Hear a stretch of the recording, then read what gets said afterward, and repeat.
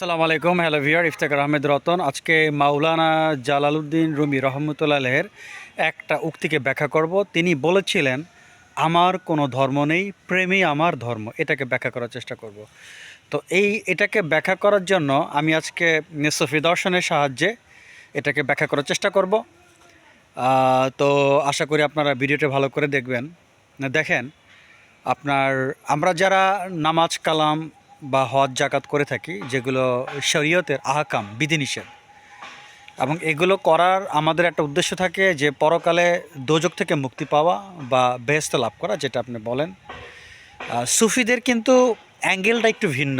সুফি যারা, তারা কিন্তু শুধুমাত্র আল্লাহ পাককে খুশি করার জন্য তারা ধর্মীয় বিধিনিষেধকে মেনে চলেন। যেমন ধরেন, ফর এক্সাম্পল, আপনি ঘুষ খান না।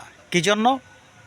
ধরেন আপনি জানেন ঘুষ খেলে আমাকে পরকালে শাস্তির সম্মুখীন হতে হবে, কিন্তু সুফি সাধক, ওনার যদি কখনো এই ধরনের অফার আসে, তিনিও ঘুষ খাবেন না, কিন্তু তার লক্ষ্যটা একটু ভিন্ন।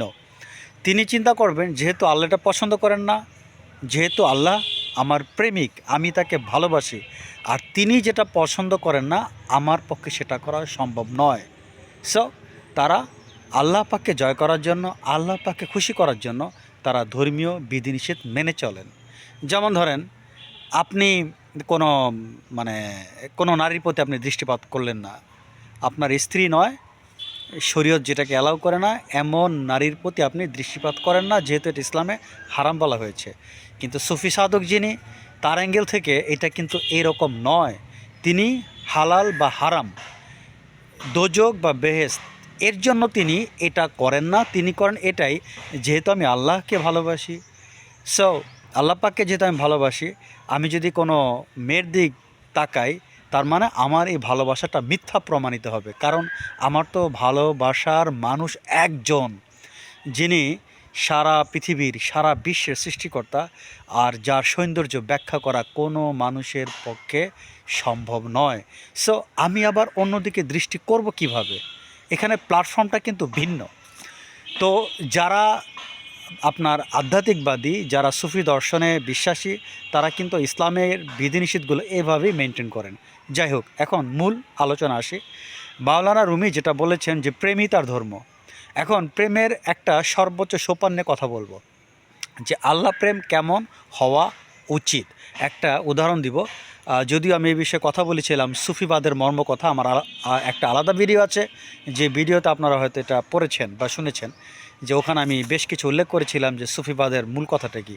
তো যাই হোক, আমি একটা ছোট্ট একটা ঘটনা বলবো, যার মাধ্যমে বুঝবেন যে আল্লাহ প্রেম সম্ভব কিনা, আর আল্লাহ একটা মানুষের কাছ থেকে কী ধরনের প্রেম আশা করেন, সেই প্রেমটা কতটুকু নির্ভেজাল হওয়া উচিত। যাক, আমি একটা উদাহরণ দিয়ে বোঝানোর চেষ্টা করব। আপনারা খাজা মাইনুদ্দিন চিশতি রহমতুল্লাহ আলাইহির নাম শুনেছিলেন। তিনি কিন্তু একজন প্রখ্যাত সুফি সাধকের সাথে দেখা করেছিলেন। আমি ঘটনাটি বেশ লম্বা করব না, ছোট করে, এই জন্য আমি একটু কাট করে আমি সংক্ষেপে বলছি। তো ওই সুফি সাধক ছিলেন অন্ধ। তো তিনি তাকে জিজ্ঞাসা করলেন যে, আপনি এত বড় সুফি সাধক, আপনি অন্ধ কীভাবে? আপনি কি জন্মান্ধ ছিলেন, নাকি আপনার পরে আপনি কোনো কারণে অন্ধ হয়েছিলেন? তখন সুফি সাধক বললেন, আমি জন্মান্ধ ছিলাম না, আমার চোখের দৃষ্টিশক্তি ভালোই ছিল, কিন্তু কোনো একটা কারণে, হ্যাঁ, আমি দৃষ্টিশক্তি হারিয়ে ফেলি। আর সেই ঘটনায় আমি তোমাকে আজকে শেয়ার করব। সেটা হচ্ছে, আমি সব সময় আল্লাহ পাকের ইবাদত করতাম, আমি অবসর সময় পেলে আল্লাহকে স্মরণ করতাম। একদিন আমি হঠাৎ করে একটি সুন্দর বালকের দিকে আমার দৃষ্টি যায়। তখন আমি মনে মনে বললাম, বাহ, বালকটি কতই না সুন্দর। তখন আমার মধ্যে আল্লাহ পাক একটা কাশফের মাধ্যমে তিনি আমার মধ্যে একটা মেসেজ দিলেন, যে মেসেজটা হচ্ছে যে, তুমি যে আমাকে এতদিন ভালোবেসেছো, সেই ভালোবাসা মিথ্যা।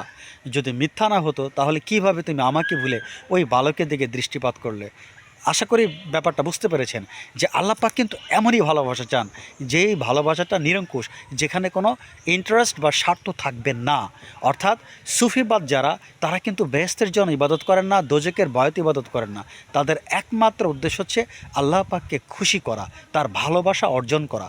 আল্লাহ পাকের ভালোবাসা অর্জন যে কি মজা, কি স্বাদ, সেটাই তারা দুনিয়াতেই অর্জন করে থাকেন। আর আল্লাহর প্রেমে তাদের চোখ থেকে পানি নির্গত হয়। আপনারা দেখেন যে মানুষ কতটা খুশি হলে চোখ থেকে পানি নির্গত হয়, আর তারা সব সময় এই তাদের চোখ থেকে পানি নির্গত হয়, তারা আল্লাহ পাকের প্রেমে হারিয়ে যান। এজন্য আল্লাহ পাকের প্রেমের যে কত মজা আর কত যে সেটা বিশাল, সেটা ব্যাখ্যা করা কোনো মানুষের পক্ষে সম্ভব নয়। তারা একবার আল্লাহ বলে যে স্বাদটা পান, আর আমরা সাধারণ মানুষ যারা, তারা দেখা যায় এক সপ্তাহ নামাজ পড়ে সেই স্বাদটা পাই না। কারণ আমাদের নামাজে স্বার্থ নিহিত আছে, আমরা দোজক থেকে মুক্তি চাই বা বেহেশত পেতে চাই। কিন্তু সুফিদের আল্লাহ প্রেমের কোনো প্রকার স্বার্থ নেই। আপনারা ইমাম আপনার রাবেয়া আল বসরির নাম শুনেছিলেন। তিনি কিন্তু এইরকমই আল্লাহকে ভালোবাসতেন, আল্লাহ সাধনা করতেন। তিনি বলেছিলেন যে, হে আল্লাহ, আমি শুধু আপনাকে খুশি করার জন্য আমি ইবাদত করি, বেহেশতের জন্য যদি আমি ইবাদত করে থাকি, সে বেহেশত থেকে তুমি আমাকে বঞ্চিত করবে। দোজকের ভয়ে যদি ইবাদত করি, আমাকে তুমি দোজকে নিক্ষেপ করবে, আমার কোনো সে নাই। কিন্তু যদি তোমাকে পাবার জন্য আমি ইবাদত করি, হে আল্লাহ, তোমার প্রেম থেকে আমাকে তুমি বঞ্চিত করো না। এটা হচ্ছে একটা মূল জিস্ট।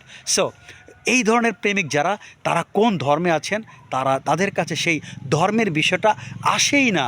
কথাটা বোঝার চেষ্টা করেন। তারা প্রেমে এতটা নিমজ্জিত, সে কি কোন ধর্মের, সে কিসে আছে, এই ফিলিংসটা তার মধ্যে কাজ করে না। কারণ সে একটা সম্পূর্ণ ভিন্ন জগতে থাকে। তার কাছে এই জাগতিক বিধিনিষেধ এইগুলোর কাছে কোনো ভ্যালু নেই। তিনি মুসলমান নাকি খ্রিস্টান এই ভাবার সময় তার নেই। সো তার কাছে পার্টিকুলার কোনো ধর্মের অস্তিত্বই থাকে না। ওই অ্যাঙ্গেল থেকেই মাওলানা রুমি রহমতুল্লাহ বলেছেন যে, আমার প্রেমই আমার ধর্ম, আর তিনি প্রেমে বিশ্বাস করেন। তো এটা হচ্ছে সুফিবাদের একটা মর্মকথা। আপনারা সুফি দর্শন সম্পর্কে জানার জন্য আমার বেশ কিছু ভিডিও আছে, সেগুলো দেখতে পারেন। আর বিগত 22 বছরের গবেষণালব্ধ জ্ঞান থেকে আমি বেশ কিছু ভিডিও করেছি, আশা করি আপনারা সেই ভিডিওগুলো দেখবেন। আর রুমি রহমতুল্লাহের বেশ কিছু বাণী আমার বিভিন্ন ভিডিওতে আমি এগুলো গ্র্যাজুয়ালি প্রকাশ করার চেষ্টা করব। সবাই আপনারা আমার জন্য দোয়া করবেন। আল্লাহ হাফেজ, আসসালামু আলাইকুম।